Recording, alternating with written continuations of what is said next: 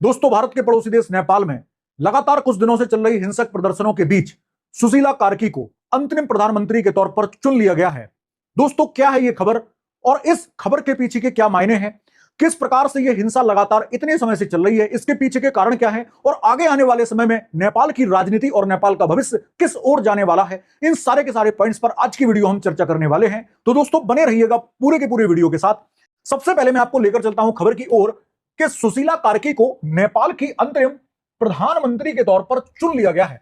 सुशीला कार्की के बारे में आप सभी लोग जानते होंगे कि ये नेपाल के सुप्रीम कोर्ट की पूर्व चीफ जस्टिस रह चुकी हैं, जो भारत में बनारस हिंदू यूनिवर्सिटी से पोस्ट ग्रेजुएट है, यानी कि इन्होंने मास्टर्स किया है राजनीति शास्त्र में। और उसके बाद 1979 के आसपास इन्होंने वकालत शुरू की और बाद में 2015-17 के आसपास ये सुप्रीम कोर्ट की चीफ जस्टिस बनी नेपाल में। बाद में इन पर महाभियोग भी लगाया गया।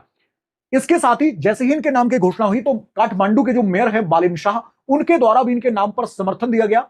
समर्थन मिलने के बाद पूरी की पूरी कहानी क्या है यहां पर समझिएगा। तो 5 घंटे की बैठक जैन जी कम्युनिटी के साथ, यानी कि जैन जी जो 18 साल से 30 साल के बीच की कम्युनिटी है, जिसने ये आंदोलन नेपाल के अंदर किया, उस आंदोलनकारियों के समूह के साथ ऑनलाइन मीटिंग हुई लगभग 5 घंटे के आसपास। और इन्होंने, यानी कि सुशीला कार्की जी के द्वारा स्वयं ये इच्छा जाहिर की गई थी कि चूंकि वो लंबे समय से भ्रष्टाचार के मुद्दे को नेपाल में उठा रही थी, इसलिए उन्होंने ये इच्छा जाहिर की कि मैं नेपाल की प्रधानमंत्री या अंतरिम सरकार की मुखिया बनकर नेपाल को संभालना चाहती हूं, आप सभी का मुझे समर्थन आवश्यक है। लेकिन समर्थन पहले वालिन शाह के साथ में था, लेकिन वालिन शाह ने जब इस बात को लेकर रिफ्यूज किया कि मैं इस प्रकार की सरकार को चलाने के पक्ष में नहीं हूं, तो फिर सुशीला कार्की को समर्थन दिया गया।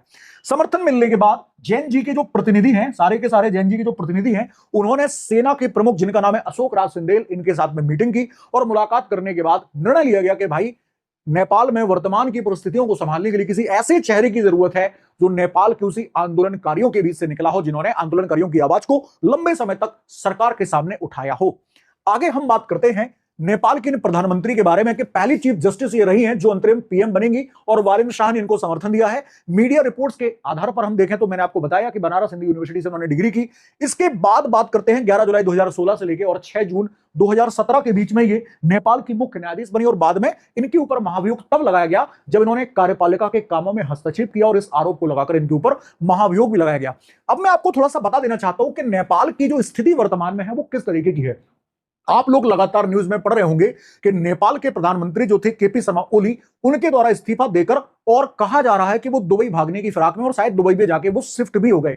इसके अलावा जितने भी बड़े बड़े नेता हैं, राजनेता हैं, अफसर हैं, वो भी सारे के सारे लोग हेलीकॉप्टर में लटक लटक कर भारत जो नेपाल है उस देश से बाहर निकल रहे ताकि किसी सुरक्षित जगह पर पहुंचकर वो आगे की रणनीति को तय कर सके। तो वर्तमान में अगर हालातों की बात करें तो पीएम, राष्ट्रपति और बड़े बड़े नेताओं के घर पर नेपाल के इन प्रदर्शनकारियों के द्वारा हमला किया गया, उनके घरों में आगजनी की घटनाएं की गई।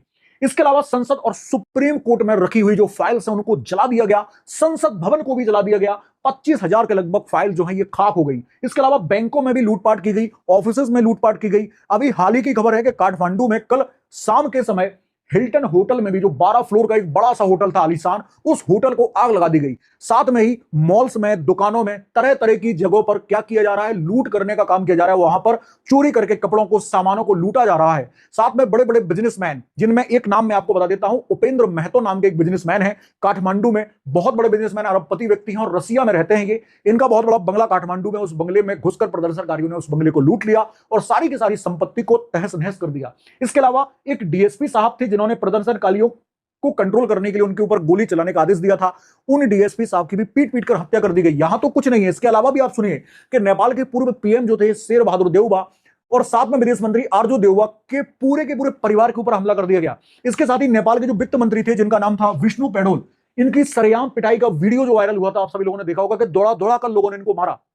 इसके अलावा पूर्व पीएम झालानाथ खनल की पत्नी के उनके घर में घुसकर उनके पूरे घर में आग लगा दी, जिससे उनकी पत्नी जिंदा जल गई उस पूरे के पूरे घटनाक्रम में। इसके अतिरिक्त हम बात करते हैं कि त्रिभुवन एयरपोर्ट जो है वहां का उसे बंद कर दिया गया और सेना ने सारे के सारे मामले को अपने हाथों में ले लिया है। इसके साथ ही वहां की जेलों में रहने वाले, थानों में बंद जो कैदी थे, जेलों में बंद जो कैदी थे, वो सारे के सारे कैदी लगभग 15,000, 13 से 15,000 के बीच के सारे के सारे कैदी जो हैं जेलों को तोड़ तोड़कर भाग गए। प्रदर्शनकारियों ने उनको छुड़ा लिया और कुछ अपने हिसाब से भाग गए। तो पूरे के पूरे देश में अगर आप नेपाल में देखेंगे तो वर्तमान में जो स्थितियां हैं वो बेहद गंभीर हैं, चिंताजनक हैं। और चूंकि भारत नेपाल का एक पड़ोसी देश है तो हमेशा नेपाल की मदद करने के लिए, और नेपाल का चाहे श्रीलंका हो, चाहे मालदीव हो, चाहे बांग्लादेश हो, हमेशा भारत ने अपना हाथ उठाया है इन सारे के सारे देशों की मदद करने के लिए। तो आगे आने वाले समय में भारत पर भी इस तरीके के संकट के बादल आ सकते हैं कि नेपाल को फिर से उठकर खड़ा करने के लिए भारत को उसकी आर्थिक मदद करनी पड़ेगी। आगे ऐसा आपको देखने को जरूर मिलेगा। बात करते हैं ये पूरा का पूरा मामला हुआ कैसे, नेपाल में ये सारी की सारी चीजें इतने बड़े पैमाने पर कैसे पहुंच गई। क्योंकि अगर आप लोगों को ये लग रहा है कि ये घटना सिर्फ छोटी सी घटना है ना, तो आपको मैं बताना चाहता हूं कि इस घटना को आपको गंभीरता से समझना चाहिए। सबसे पहले घटना की शुरुआत कहां से होती है? 4 सितंबर का दिन था। नेपाल की गवर्नमेंट ने एक घोषणा की कि सारे के सारे लगभग 20 से भी ज्यादा social media platform, social media sites, उन सारी की सारी साइट्स को बैन कर दिया गया, जिनमें फेसबुक हो गया, आपका फेसबुक हो गया, एक्स हो गया, यूट्यूब हो गया, इन सारी की सारी 20 के लगभग साइट्स को बैन कर दिया गया। बैन करने के बाद जो प्रदर्शनकारी थे, जो अब तक प्रदर्शनकारी नहीं थे, यानी कि जो जेएनजी कम्युनिटी जो 18 से 30 साल के बीच की है, उस कम्युनिटी ने ये इंतजार किया कि हो सकता है कि सरकार इनके ऊपर से बैन हटा ले। लेकिन जब ये बैन लगातार होने के बाद नहीं हटा, तो 8 सितंबर के दिन सारे के सारे प्रदर्शनकारी यानी कि जेएनजी सड़कों पर उतर आए और उन्होंने क्या किया? मीडिया को बैन कर दिया, राजनीतिक अस्थिरता और भ्रष्टाचार के खिलाफ जो है युवा जो है सड़कों पर उतर आए। और अब तक उन्होंने जो किया है वो सब कुछ आप लोगों ने न्यूज में, फुटेजेस में, वीडियोस में देखा ही होगा। इसके अलावा अभी की स्थिति क्या है? तो काठमांडू के भीतर कर्फ्यू लगा है, एयरपोर्ट बंद है। इसके साथ ही पूरे देश में सेना का नियंत्रण है और सेना हालात पर काबू पाने के लिए लगातार प्रयास कर रही है, एडवाइजरी जारी कर रही है। इसके साथ ही भारत से भी बहुत सारे लोग जो है नेपाल घूमने गए, बहुत लोग काम करने जाते हैं, वो सारे के सारे लोग भी फंसे हुए हैं। वहां के प्रदर्शनकारी ये नहीं देख रहे हैं कि ये नेपाल का व्यक्ति है या कहीं बाहर का है, टूरिस्ट है या सिविलियन है, किसी को भी ना देखते हुए सबको मारा जा रहा है। तो स्थितियां बहुत ज्यादा खराब है नेपाल में वर्तमान में। इसके अलावा पीएम ओली ने इस्तीफा दे दिया। सेना ने आंदोलनकारियों को प्रतिनिधि मंडल बनाने को कहा। उन्होंने आंदोलनकारी जितने भी हैं, उन्होंने ये कहा कि यूं तो अगर आप लोग सिर्फ लड़ते झगड़ते रहेंगे, आग लगाते रहेंगे, हथियारों को छीन लेंगे, इससे काम नहीं चलेगा। आप अपना एक प्रतिनिधि मंडल बनाइए, हमारे पास भेजिए, आपकी जो मांगे हैं उन पर हम विचार करेंगे, बात करेंगे, तभी नेपाल की स्थिति सुधर सकती है। आगे होना क्या है? तो राष्ट्रपति बहुमत वाली पार्टी को सरकार बनाने के लिए बुलाएंगे। अब देखो भाई, राष्ट्रपति, संसद भवन, इन सबका किसी का अता पता नहीं है। अब राष्ट्रपति कब बुलाएंगे? जब वो खुद आएंगे तब तो बुलाएंगे। तो यहां पर स्थितियां भी इतनी ज्यादा खराब हैं कि जिनको अंतरिम प्रधानमंत्री बनाया गया है, उनको बनाया इसलिए गया ताकि आगे आने वाले समय में जल्द से जल्द चुनाव हो सके और एक चुनी हुई सरकार, लोकतांत्रिक सरकार वहां आ सके। लेकिन लोकतांत्रिक सरकारें तो अब तक आ रही थी, लेकिन उन सरकारों का हुआ क्या? केपी शर्मा ओली हो, चाहे पुष्प दहल कमल प्रचंड हो, वो चाहे इसके अलावा कोई और भी प्रधानमंत्री रहे हो, सारे के सारे प्रधानमंत्रियों का पिछले 15 सालों में बहुत बार तख्तापलट हो चुका है। नेपाल की ये हिस्ट्री रही है। तो लोकतांत्रिक सरकारों का क्या हाल हुआ ये तो देख लिया। तो अब नेपाल में इस प्रकार की बातें चल रही हैं कि क्या हमें फिर से लोकतंत्र के स्थान पर राजशाही को लेकर आना चाहिए। अगर राजशाही लेकर ये लोग आते हैं तो हो सकता है कि उससे स्थितियां एक बार फिर से सुधर जाएं। लेकिन वर्तमान में तो अगर देखा जाता है, सुशीला कार्की जो अंतरिम प्रधानमंत्री बनी है, उनके साथ में भी बहुत सारे चैलेंजेस हैं और आने वाले समय में कब तक चुनाव नहीं होते इसके बारे में कुछ भी नहीं पता। अब मैं आपको बताता हूं कि नेपाल के युवाओं के द्वारा यह विद्रोह किया क्यों गया, यानी कि इतने बड़े पैमाने पर यह सारा काम क्यों किया गया। अगर आप लोग इसको यह समझ रहे हैं कि सिर्फ सोशल मीडिया साइट्स को बैन कर दिया इसीलिए लोग सड़कों पर आ गए, तो आपकी जानकारी बेहद कम है। आपको मैं थोड़ा सा बता देना चाहता हूं कि नेपाल में लंबे समय से भ्रष्टाचार के मुद्दे पर बहुत सारे आंदोलन चलते रहे हैं। भ्रष्टाचार के मुद्दे इतने लेवल पर कि अगर आप यहां पर समझेंगे तो 4 साल में लगभग 3 के करीब बहुत बड़े बड़े घोटाले हुए हैं। क्लियर है?